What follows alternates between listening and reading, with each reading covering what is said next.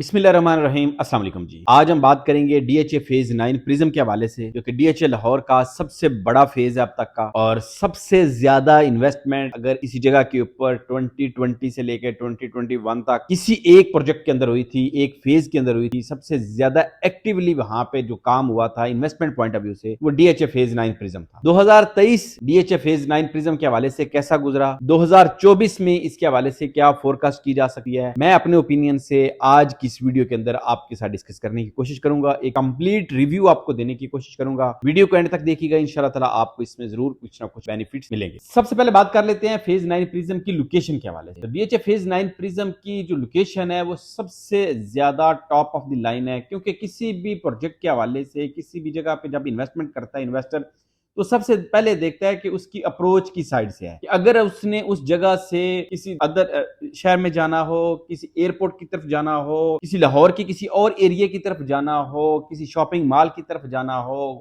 इसके अलावा बाकी स्कूल कॉलेज यूनिवर्सिटीज की तरफ जाना हो, तो उसकी अप्रोच से कितना नियर बाय है और कितनी आसानी के साथ वहां से आप पहुंच सकते हैं। तो डीएचए फेज 9 प्रिज्म की जो लोकेशन है ये आ जाती है मेन रिंग रोड के ऊपर। दो रिंग रोड की इंटरचेंजेस को लगती हैं, एक आशियाना हाउसिंग स्कीम वाली और दूसरी आपको इससे अगली रोही नाला वाली जो इंटरचेंज है वो भी डीएचए फेज 9 प्रिज्म के ब्लॉक में ही आती है। अब यहां से आपने एयरपोर्ट जाना है तो विद इन 5 to 7 मिनट्स आप एयरपोर्ट जा सकते हैं। यहां से आपने बाकी यूनिवर्सिटीज की तरफ जाना है तो लम्स यूनिवर्सिटी आप डीएचए के अंदर से आते हैं तो आप 5 से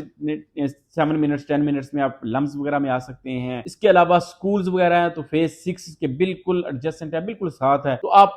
4-5 मिनट की ड्राइव के ऊपर आप यहां से कल को कोई भी बड़े से बड़ा स्कूल, बेकन हाउस, एलजीएस, किसी में भी आप जाना हो तो अब यहां से जा सकते हैं। अब आ जाते हैं इन्वेस्टमेंट पॉइंट ऑफ व्यू। सबसे ज्यादा इन्वेस्टमेंट 2020-21 के अंदर इसके अंदर इस वजह से हुई थी कि ये बिल्कुल इकोनॉमिकल रेट के ऊपर था, के अंदर बहुत ज्यादा अभी वो कुशन मौजूद था इन्वेस्टर्स के लिए कि लोग यहां से इन्वेस्टमेंट कर सकते थे। टोटली नॉन पोजेशन था, लेकिन इंफ्रास्ट्रक्चर वाइज ये टोटली डेवलप हो चुका था। इसके अंदर रोड सारी चीजें बन चुकी। इस वक्त भी तकरीबन उसके 4 से 5 ब्लॉक्स का जो है वो पोजेशन आ चुका है, लेकिन फर्दर आगे जो है ये शायद इस साल के एंड तक, 2024 के एंड तक ये अपने 60 to 70% एरिया को पोजेशन दे दें। 2023 डीएचए फेज 9 प्रिज्म के हवाले से बहुत अच्छा नहीं गुजरा, बल्कि बहुत ज्यादा यहाँ पे सुस्ती थी, यहाँ पे इन्वेस्टमेंट नहीं हुई। वो लोग जो जिन्होंने 2023 के अंदर अपनी प्रॉपर्टी को सेल करने का प्लान किया था और उनकी बाइंग 2021 के मिड के बाद की थी, तो उन्होंने इस अपनी उस बाइंग के अगेंस्ट नुकसान में ही अपने प्लॉट को सेल, और जिनकी बाइंग बहुत टाइम पहले की थी यानी 2019 से पहले की थी, अगर उन्होंने उसको सेल किया तो वो ऑब्वियसली इसके अंदर प्रॉफिट में थे, लेकिन वो चीज अपनी मिस कर गए जो कि इसके अंदर 2020-21 के अंदर जो लोगों ने उन्होंने एक हाइप देखी थी वो अब नहीं थी, बल्कि उससे कोई 20-30 लाख 40 लाख रुपए प्लॉट माइनस के अंदर उनका सेल हुआ है। खरीदने के हवाले से 2023 के अंदर, 2023 के एंड में जिन लोगों ने भी परचेज किया है वो अच्छी इन्वेस्टमेंट उनकी रही है, वो आगे थोड़े से भी हालात बेहतर होने के ऊपर वो एक अच्छा बेनिफिट इसके अंदर दे सकते हैं। 2024 के अंदर अगर ये इलेक्शन हो जाता है जो कि 8 फरवरी को अनाउंस है, के बाद हालात 100% है बेहतरी की तरफ जाएंगे। अगर एक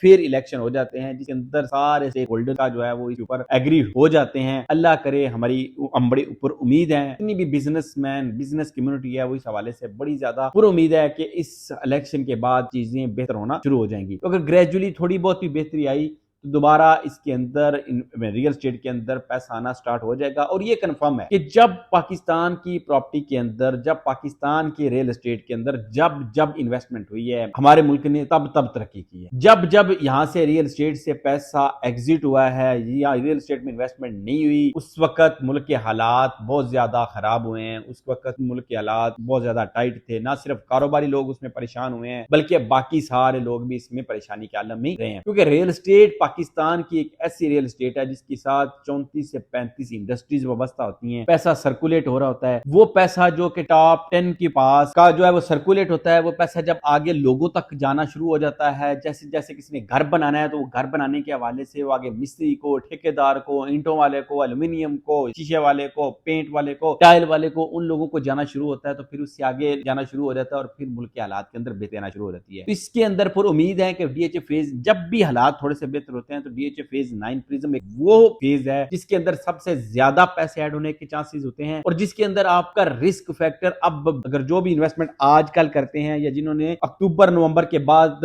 इन्वेस्टमेंट किया 2023 में, वो बिल्कुल रिस्क फ्री के अंदर है, क्योंकि अब रेट्स इसके बाद नीचे जाना बिल्कुल रुक गए हुए हैं। अब आहिस्ता आहिस्ता चीजें ग्रेजुअली आपको बेहतर होती नजर आएंगी। तो उम्मीद कर रहे हैं कि साल 2024 डीएचए फेज 9 प्रिज्म के हवाले से एक अच्छा खुशहाल साल होगा और इसमें एक अच्छी जो है वो बेहतरी की उम्मीद है। ये एक छोटी सी वीडियो थी जिसके अंदर मैंने डीएचए फेज 9 प्रिज्म को डिस्कस करने की कोशिश की। आने वाले वीडियोस के अंदर हम इंशाल्लाह इसको ब्लॉक वाइज डिस्कस करने की कोशिश करेंगे कि उसके ए ब्लॉक के अंदर क्या प्लॉट प्राइस है और जी ब्लॉक के अंदर इसकी प्लॉट प्राइस क्या है और एफ ब्लॉक के अंदर प्लॉट प्राइस क्या है। सारे फेजेस को और सारे ब्लॉक को डिस्कस करने की कोशिश करेंगे इन डिटेल। हमारे चैनल को लाइक शेयर सब्सक्राइब कर दिया करें अगर आप रियल एस्टेट से अपडेट रहना चाहते हैं।